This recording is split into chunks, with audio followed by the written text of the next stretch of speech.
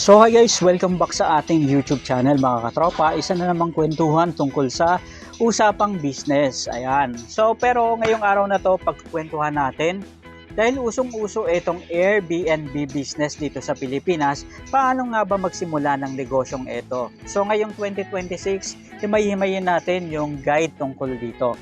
So maaari ka bang kumita o malugi sa negosyong Airbnb business? Magkano ba yung puhunan dito and paano yung ROI o return of investment? Ayan. So tara, himay-himayin natin yung mga katropa, yung 5-step para sa passive income ngayong 2026 Airbnb Philippines. Ayan.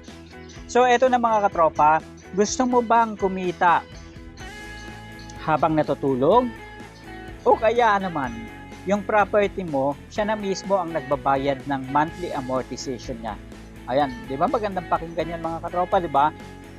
So ngayong 2026, ang Airbnb business dito sa Pilipinas ay hindi lang side hustle. Isa itong seryosong investment. Pero sulit pa ba mga katropa? Sa bidyong ito, hihimayin natin ang puhunan at diskarte sa interior at ang sikreto kung paano ba maging fully booked kahit off-peak season ang Airbnb sa lugar ninyo. Ayan, dito sa Pilipinas. Okay mga katropa, hindi lang kondo kasi ang pwedeng gawing Airbnb. So, maraming mga bagay na pwedeng gawin dito tulad ng condo staycation, which is yun yung pinaka nangungunang concept ng Airbnb business mga katropa. So, i-check nyo yung house rule kung mayroon kayong Airbnb and siguraduhin na yung Airbnb nyo is friendly ang building and administration. And ikalawa, yung Golden Trio, BGC, Makati, yung business, Tagaytay o kaya Antipolo kapag weekend getaway. And meron ding Siargao o El Nido para sa long-term stay. So, ibig sabihin, pwede nyong i-pattern doon yung Airbnb business ninyo. Pwedeng yung highly urbanized na maraming mga negosyo, establishment, and marami yung dumadayo.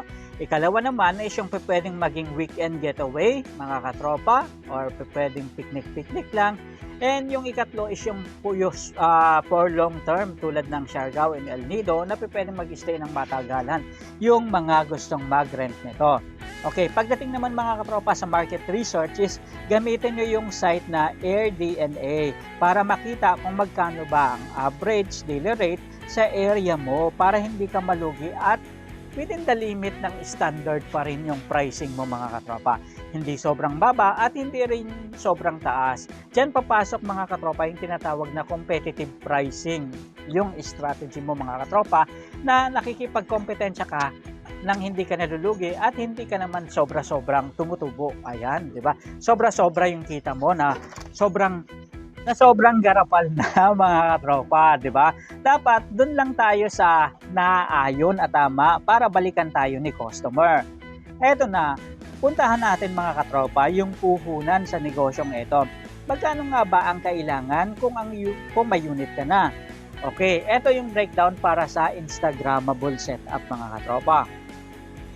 Una, yung interior and furniture, pwede mong i-set up yung Airbnb business mo ng mga 100 to 250. So, ang Airbnb kasi mga katropa, hindi yan basta-basta siniset up lang na lagyan mo ng banig, lagyan mo ng higaan, okay na. Kailangan mga katropa magaganda at saka yung Instagrammable dahil yan yung dinadayo ni customer mga katropa. So, kasama na dyan sa 100 to 250 yung bed, sofa, and yung lighting na rin mga katropa. And syempre, yung appliances natin, hindi dapat mawala yan. So, usong-uso na ngayon yung smart home, kaya pwede kang mag-budget ng mga 50K. So, meron kang smart TV, meron kang wifi, meron kang aircon, and syempre, yung smart lock na pintuan. Yung pipindot lang, tick, tapos pipindutin lang yung number mga katropa. And syempre, huwag mong kalilimutan yung mga permit and initial marketing expenses na maaaring magkahalaga ng 15,000 pesos. Ito na mga katropa, so suma total, dapat gumastos ka mga katropa ng mga 150 to 300,000 para sa quality na setup ng iyong Airbnb business. Ayan. So, isang tips lang, huwag mong baratin yung kutsyon at wifi. Yan ang dalawang bagay na nire-review ng guest mga katropa.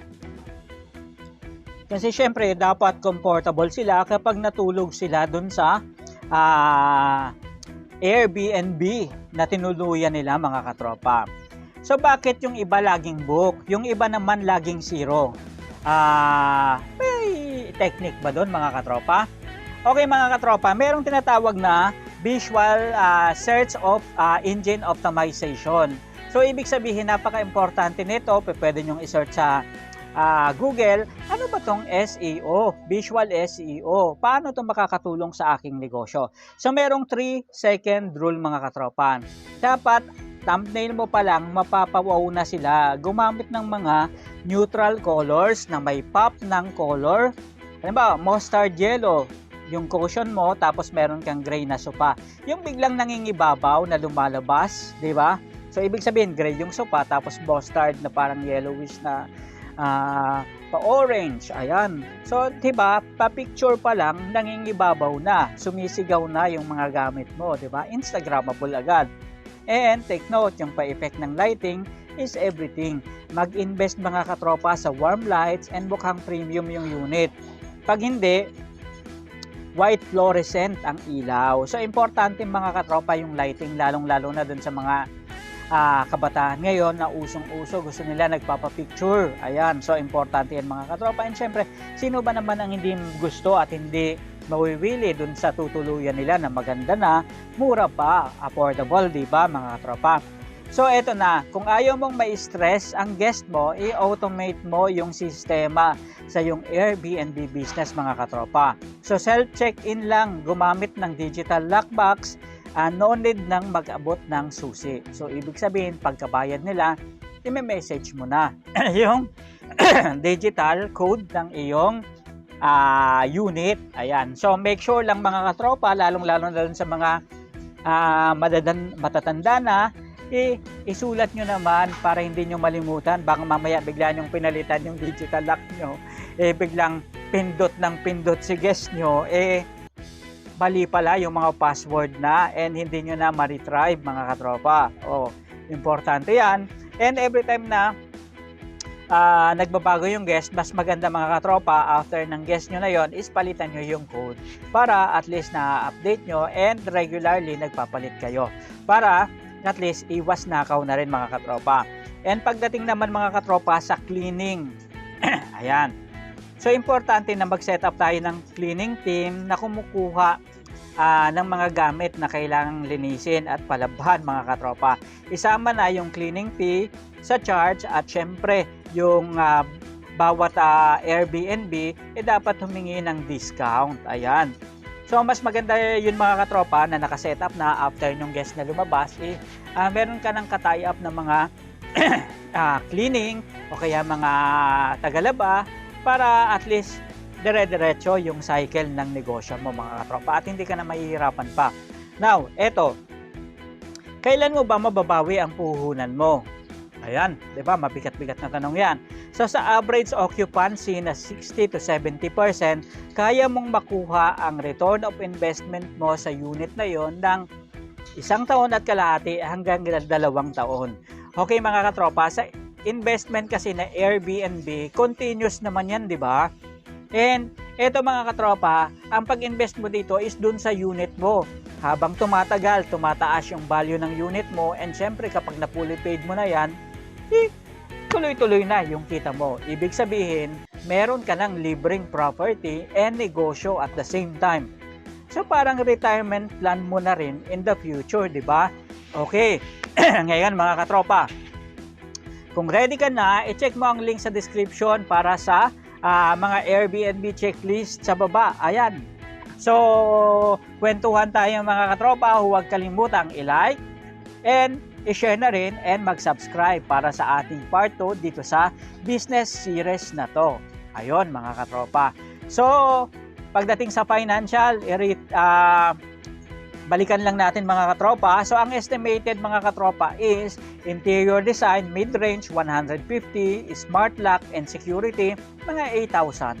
So DOT and business permit, mas maganda kasi magkaroon tayo ng registration sa Department of Tourism, and mga business permit na rin mga 10K mga katropa. Kasama na dyan yung pang travel ng mga gastos. And syempre yung professional photography, ayan, na 5,000. Importante kasi yan yung ipapakita mo doon sa mga Facebook page mo, mga social media mo, mga Instagram, na siyang magiging basihan, at doon sa mga website na ilalagay mo itong Airbnb business mo para makapag-book yung mga customer mo.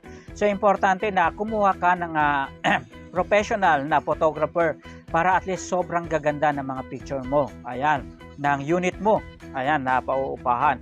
And make sure lang mga katropa, yung monthly operating expense, mga 15 to 25K. Kung kasama dyan yung mga condo dues, utilities, and electric and water na rin mga katropa, and the rest ng maintenance. Ayan. Pero kung hindi naman condo yung unit mo, pwede mas mababa pa dyan mga katropa, kahit mga 15K lang. O kaya 10K to 15K. So mga katropa, ito yung panibago na umuusbong na negosyo dito sa Pilipinas, yung pag-usbong netong Airbnb business. Sana nakatulong itong video na to, and samahan nyo ako sa susunod natin ng mga business series, usapang business tungkol sa iba't ibang klase ng negosyo dito sa Pilipinas. So maraming salamat mga katropa, hanggang sa muli, paalam.